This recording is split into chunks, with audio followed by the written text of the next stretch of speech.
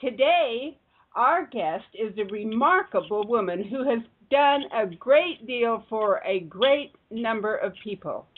She is highly respected in her area, and we heard about her and wanted very much to do an interview with this wonderful lady, Dr. Veronica Wilson Lowery. Please welcome her. Hi, good morning, Rebecca. We're so glad to have you. This is such an honor. We've been told that you have done an outreach in your community that has affected a lot of people. Would you please tell us about that, Dr. Veronica? Yeah, for the last 12 years that people have really noticed us. We've been in the community just helping people, bringing them resources like housing, job referrals, whatever they need, reunification of families, so focusing on housing because we find a lot of people that were just homeless in the streets and had nowhere to go, and we started creating situations where they could live with other people in a shared living condition that would keep them with their children, keep their children from being taken in the social services and things like that. So we just found out that people had a lot of needs that were really close to you, and sometimes you didn't even know through the church that they were even homeless or had these kind of needs. So that's kind of how it all got started, just finding out that people were really out there hurting. Well, you have a tremendous big heart. I've been told that you actually did this as a volunteer, that this was no wages, nothing. You just did it out of love. Yeah, it was mostly an act of love. I think God blessed my life. So what happened was I was an entrepreneur since adulthood. I've been launched into having my own business. So I felt like God had really taken care of me and blessed my life, and it was time to give back. And when I started seeing people that were drug addicted and didn't really know their way or had lost their way or just needed a helping hand, had the heart to do it. You know, it was something that was necessary and needed to be done. So we had, my husband and I at the time had these two houses, and we couldn't live in both of them. So we were trying to figure out what to do with this one house. And before we could figure it out, people saw us going in and out of the house, fixing it up, and they just started coming from everywhere. It was a big house that we had in the East Oakland area, and people just started knocking on our door, and I don't even know how they found us. It was like one of those things that was just meant to be, and before we knew it, we were housing people in a shared living situation, and then it just began to grow and grow, and to the point that at one time we had over 30 houses in Oakland, in West Oakland and East Oakland, and we were renting out these houses. We didn't have any government funding, anything like that, and it was just miraculously God making it self-sufficient. And so that birthed Rojas Ministries, where we went into a traditional church setting, but we also always had the resources and the housing, and we connected people to health-related resources, to mental health-related resources, to food and clothing, and whatever they really needed to, to sustain a quality of lifestyle, And we were able to help thousands of people. It's unbelievable what we did with really not a lot of money, but just the heart to care, and with God being put first in it, it was able to, we're still doing it, touching a lot of lives that way, just making sure that people, get connected back to, really first to God. I always say connected to their first love, and then realizing who they are in life and caring about themselves again, and knowing that they are important, and just redirecting their lives a little bit. Sometimes people just need to be stirred back in course when they get out, because a lot of people we meet are at gas stations or bus stations, in parks, and they just almost have this sense of hopelessness. that God has allowed us to do is create hope again in people's lives. And the thing that I really like doing most is seeing families get strong and be together. And we ran into a lot of situations where people are homeless with their children out there, and, you know, that's really one that touches my heart, because I never like to see the families get broken, and a lot of times all they need is a place to stay. So sometimes we've housed the mother, father, and 3 children, even if it was in the same bedroom, until they could get on their feet and get connected to resources and get jobs and, you know, get a foundation to where they could build on. So it's been that kind of situation a whole lot. It's a whole lot of things going on out there, and it's sometimes that you don't necessarily get close to unless you stop and talk to people on the streets and see where they're at when they ask you for some spare change. If you kind of talk to them and see where they're really at, sometimes it could surprise you. People who look very good might be sleeping under a bridge. You never know until you talk to them. I understand that you've actually saved a lot of families and kept them together, because parents that live on the street with their children are at risk of losing their children. And would you explain to our listening audience how that works? Yeah, some of them who are homeless, they hide from the system because they're afraid of getting their children taken. And sometimes they don't even need to be, most times they don't really need to be hiding. They just need to get stabilized.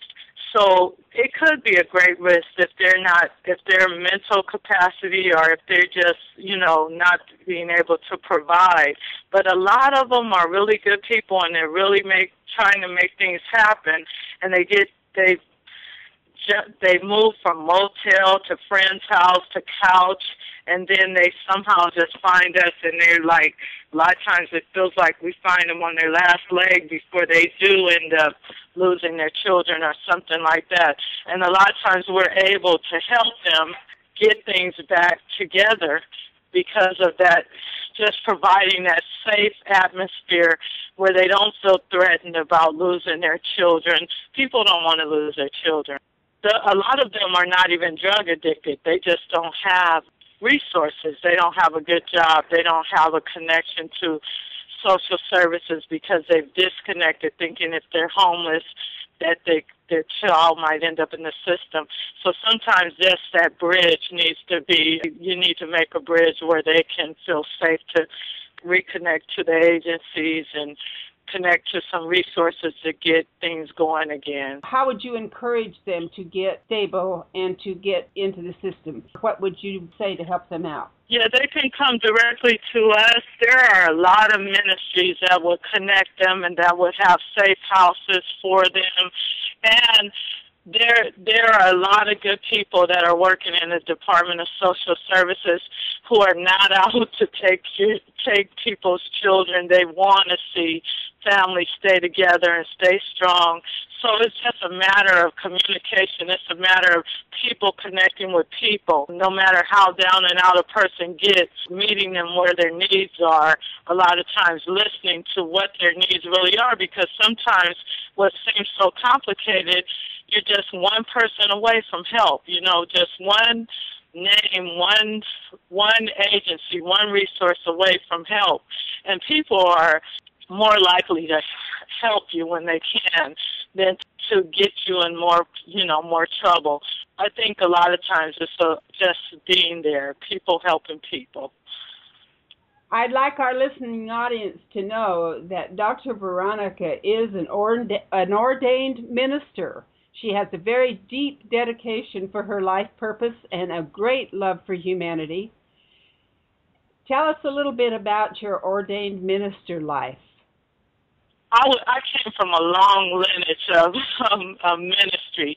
My grandfather was actually my pastor. Some uncles were my pastors. And what happened was I stayed dedicated to my grandfather's church for 11 years, and then I started being called out to minister in different places. And I came back to my grandfather's church when he passed away, and I was ordained by the new pastor. as a minister in the late 80s. So I've been ministering the gospel of Jesus Christ since 1984. Then I met my husband, Reverend Dr. Jasper Lowery, and actually he was a deacon when I met him. I was a minister, and then he later soared in ministry and became this wonderful pastor, and we had the same vision, the same kind of heart to help people. I actually always did some kind of work with people, so I work with the developmentally disabled. I had a residential care facility taking care of adults that were handicapped, and I met Reverend Dr. Jasper Lowery in that field. He worked as a day program director with the same kind of people. So as we met, we were already working with people. And then we started in ministry, just going forth in ministry and doing the things that, feeding the hungry, making sure we gave to those in need, and it just all came together. I think, life is all about people, helping people, and I think life is about enjoying God and enjoying every day with quality. So that's what we teach. We teach people how to really enjoy life and have a quality lifestyle, because I believe that that is the glory of God, people living to the fullest. And you only have one life to live, and you might as well make it the greatest, to the best of your ability. And that's kind of what we teach. The foundation is pretty much do unto others as you would have them do unto you. So that makes it easy to help someone else have that kind of foundation. And that's what we teach, because I found out that a lot of people who need help, they don't know how to help others. And I think when your mind gets to a point where you think it's all about you, resources and things dry up some kind of way in the atmosphere. Things dry up when you become a selfish person. But as you become an open person and you learn to give and you learn to care and you learn to share life with others, everything opens up. And I really believe that that's the way God created it, for us to enjoy each other, for us to help each other. I don't believe that anybody is an independent island. We're all interdependent, and we all need each other, and we all can be resourceful one to another, because there's always going to be something that I see a little bit different from what you see, and maybe if we put the two visions together, it might turn into one great vision. And that's kind of the way we work with people. I like to help. A lot of times people come to us with these wonderful gifts that they don't know they have, and I'm sure, Rebecca, you know about how that works with people, how they underestimate themselves. But we see people with wonderful gifts and wonderful talents, and a lot of times that's how we help them. We just bring out, show them, you have a wonderful gift in that area. Have you ever thought about doing this with your gift? And a lot of times that's what the kind of work they end up going into, and that's where they're successful, because that's what they like, that's what they love, and that's what they do, even without money, without money being attached. And what you do for free, you're usually, good at it. We've found that just teaching people who they really are and how great they really are, and with no condemnation, no condescending about where you've been in the past, but more or less where can you go in the future, it really helps people develop in life.